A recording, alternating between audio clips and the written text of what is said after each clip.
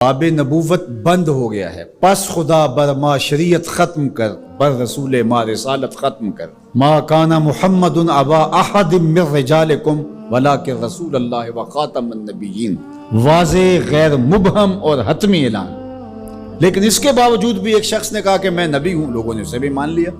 نبی کا آنا ممکن نہیں ہے، لیکن پھر بھی اگر کسی نے ادعا کیا تو لوگوں نے اس کو تسلیم کر لیا۔ اور ولی کا آنا تو ممکن ہے، تو اب کوئی شخص ادعائے ولایت کرتا ہے تو اس کو اگر لوگ مان لیں تو اس پر کیا تعجب ہے؟ تو یہ بات طے شدہ ہے کہ جس چیز کی ڈیمانڈ ہوتی ہے مارکیٹ میں 2 نمبر اسی کا آتا ہے۔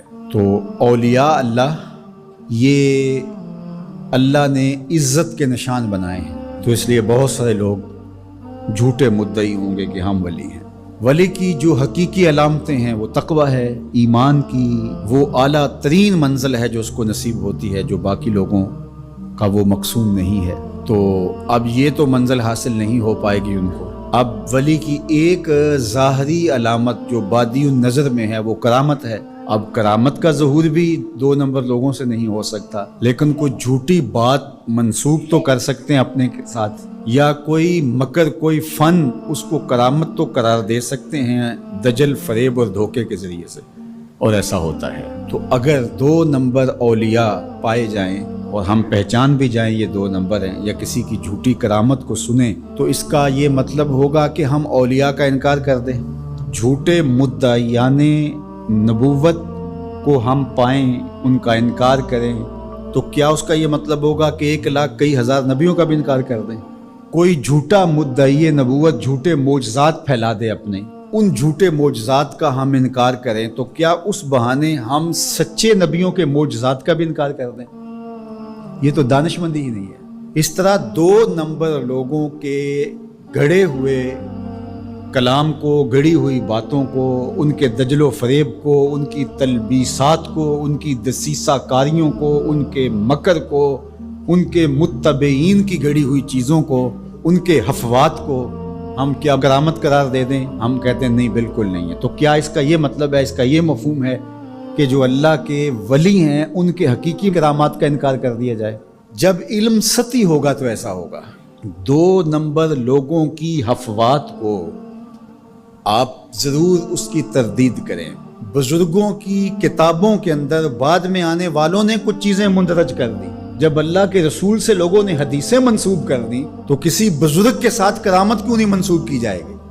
یہ ہو سکتا ہے، اس کو آپ الگ کیجئے، فن کے اعتبار سے الگ کیجئے، جس طرح محدثین نے کیا، انہوں نے چھانٹی کی، موضوع اور صحیح کو الگ الگ کیا۔ یہ تو نہیں ہے کہ ایک موضوع حدیث آ گئی تو پورے ذخیرہ حدیث کا انکار کر دیا، ایسا تو نہیں کیا۔ بہار کے راہ گلی میں راہ مسوس، اگر کمبل میں پسو پڑ جائیں تو کمبل جلانا چاہیے یا جھاڑ کے پسو نکالنے چاہیے؟ دانش مندی تو یہی ہے کہ اس کمبل سے پسوؤں کو نکال کر کے اس کمبل کو صاف کیا جائے، نہ یہ ہے کہ کمبل ہی جلا دیا جائے۔ لوگوں نے دین ہی جلا دیا۔ اور میں آپ کو ایک کہانی قرآن سے سناؤں۔ واقعہ اس طرح ہوا کہ حضرت سلیمان علیہ السلام کو آ کے ہدہد نے بتایا کہ ملک سبا میں ایک خاتون ہے جو لوگوں پر حکمرانی کر رہی ہے، اور اس کے پاس بہت بڑا تخت ہے۔ اس تخت کی چوڑائی اور لمبائی علماء تفسیر نے لکھا کہ 60 ہاتھ چوڑا تھا اور 80 ہاتھ لمبا تھا۔ حضرت سلیمان علیہ السلام نے اس کو خط لکھا ملکہ بلقیس کو کہ تم میرے پاس حاضر ہو جاؤ، ورنہ جو ہے وہ میرے ساتھ جنگ کرنے کے لیے تیار ہو جاؤ۔ اس نے تحفے اور انعام و اکرام لے کر کے حاضر ہونے کا فیصلہ کیا۔ جب وہ بہت قریب آ گئی تو آپ کی مجلس لگی تھی حضرت سلیمان کی، تو آپ نے اپنے لوگوں کو کہا کہ وہ جس تخت پہ ناز کرتی ہے تو کوئی ہے اس کے آنے سے پہلے لے آئے، اور وہ بالکل قریب آ چکی تھی۔ تو ایک جن اٹھا، اس نے کہا حضرت یہ خدمت میرے ذمہ لگائیے۔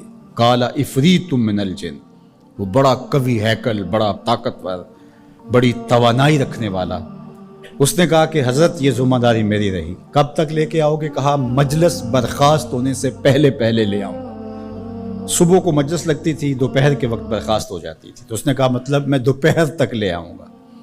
اللہ اکبر! 1 مہینہ جاتے ہوئے لگتا تھا، 1 مہینہ آتے ہوئے لگتا تھا۔ ڈبیا بھی ہو اور جیب میں ڈال کے لے آنی ہو پھر بھی 2 ماہ چاہیے، اور وہاں پہروں کے اندر مکفل تھا، بڑی بات تھی نا، لیکن حضرت سلیمان نے کہا نہیں مجھے اس سے بھی پہلے چاہیے۔ تو پھر کیا ہوا؟ قال الذی عندہ علم من الکتاب، پھر وہ اٹھا جس کے سینے میں زبور کا علم تھا، جو کتاب کو جاننے والا تھا، وہ بولا انا آتی کا بہی قبل ان یرتد الیک طرفک، حضرت آپ آنکھ بعد میں جھپکیں گے، تخت پہلے پڑا ہوگا۔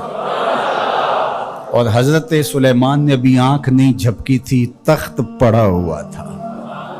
1 مہینہ جاتے ہوئے لگتا ہے، 1 مہینہ آتے ہوئے لگتا ہے۔ یار حضرت سلیمان کا امتی آنے واحد میں تخت لے کے قدموں میں حاضر کر دیں، اور یہ قرآن نے کہا ہے، تو شاہ نقش بند بخارے سے قابل میں نہیں آ سکتے۔ باقی امتوں کے ولی شانوں والے ہیں، لیکن جس طرح حضور نبیوں سے افضل ہیں، حضور کی امت امتوں سے افضل ہے، حضور کی امت کے ولی باقی امتوں کے ولیوں سے افضل ہے من حیث المجموع۔ حضرت سلیمان کے غلام کی شان ہے کہ آنے واحد میں یہ کرشمہ کر دکھاتے ہیں، اور مقتدی بن کے حضرت سلیمان مسجد اقصی میں جس نبی کے پیچھے کھڑے ہیں، اس امام کی شان کا عالم کیا ہوگا؟ جس کے غلام کی یہ شان ہے، اس کے امام کی شان کا عالم کیا ہوگا؟